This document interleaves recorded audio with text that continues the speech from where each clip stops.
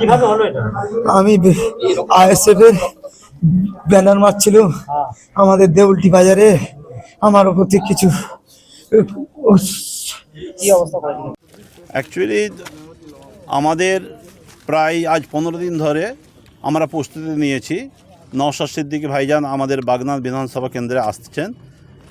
আগামীকাল শনিবার বিকাল 3টের সময় উনি আসবেন, সেই নিয়ে আমাদের প্রস্তুতি চলছিল। এবং আমাদের ঝান্ডা, ব্যানার, তার সঙ্গে নওশাদ সিদ্দিকী সাহেবের কিছু ছবি আমরা টাঙাচ্ছিলাম। দেউলটি স্টেশনের দক্ষিণ সাইডে ওদিকে আমাদের সমর্থকরা 2-3 জন ছিল, সেইখানে নওশাদ সিদ্দিকীর ছবি টাঙাচ্ছিল। সেই ছবিকে টাঙাতে গিয়েই সেই কেন্দ্র করেই ওইখানেতে বেশ কয়েকটা ছেলে, টিএমসির ছেলেরা, তারা এসে সর্বপ্রথম ওরা মদ খেয়েছে এরকম একটা মাতলামো একটা ভাঙ করলো। ভাঙ করার পর তারপর বলতেছে যে তোরা কেন এখানে টাঙাচ্ছিস? তো বলছে কেন ভাই, এখানে তো সমস্ত দলই টাঙিয়েছে, আমরা যদি টাঙাই তাতে অসুবিধা কোথায়? বলছে না, টাঙানো যাবে না, এখানে কোনো পার্টি টাঙানো যাবে না, অতএব নওশাদ সিদ্দিকীর কোনো ছবি টাঙানো যাবে না। এখানে যা আছে আমরাই টিএমসি, আমাদেরই সব কিছু থাকবে। এইভাবে করতে বলে ঠিক আছে ভাই, যদি তোরা যদি না টাঙা দিস তাহলে আমরা এখান থেকে চলে যাচ্ছি। যখন চলে যাচ্ছি বলতেই তখন ওই ছেলেটাকে ধরে মারধর শুরু করে দিয়েছে। মানে এমন মার মেরেছে, ছেলেটার মুখে প্রথমে একটা ঘুষি মারার পর সে পড়ে যাওয়ার পর তারপরে ওখান থেকে কী করেছে, ওরা কোথা থেকে কোদালে বাঁট ছিল এবং লাঠি ছিল, সেখান থেকে এসে এলোপাতাড়ি ছেলেটাকে মারধর করে এবং ছাতিতে লাত মারে, পিঠেতে লাত মারে, বাঁশ দিয়ে মারে। এইভাবে ছেলেটাকে মানে বেধড়ক মার, 2 ভাইকে মারধর করেছে। ওইখানে কিছু ডিউটি অফিসার ওখানে ছিল, ডিউটি অফিসার কী করলো, টিএমসির কোনো ছেলেকে ওখানে গ্রেপ্তার করেনি। মানে যে ছেলেটাকে মারধর করেছে তারই একটা ছোট ভাই, তাকে ওখান থেকে ওখানে যে পুলিশ ছিল সেই পুলিশ ওখানে ছেলেটাকে তুলে নিয়ে এসে তাকে এখন অ্যারেস্ট করেছে।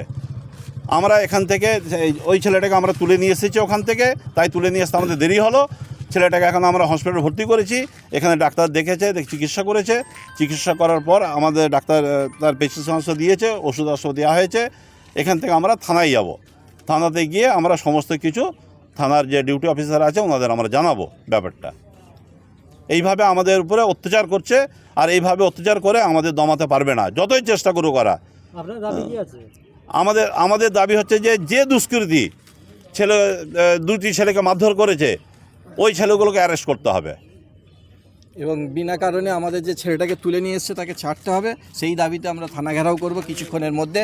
আমাদের আরও সাথী এখানে উপস্থিত হচ্ছে, কিন্তু আমরা সব দল জায়গাতে ব্যানার, ঝান্ডা আমরা দেখতে পাচ্ছি চারিদিকে আছে।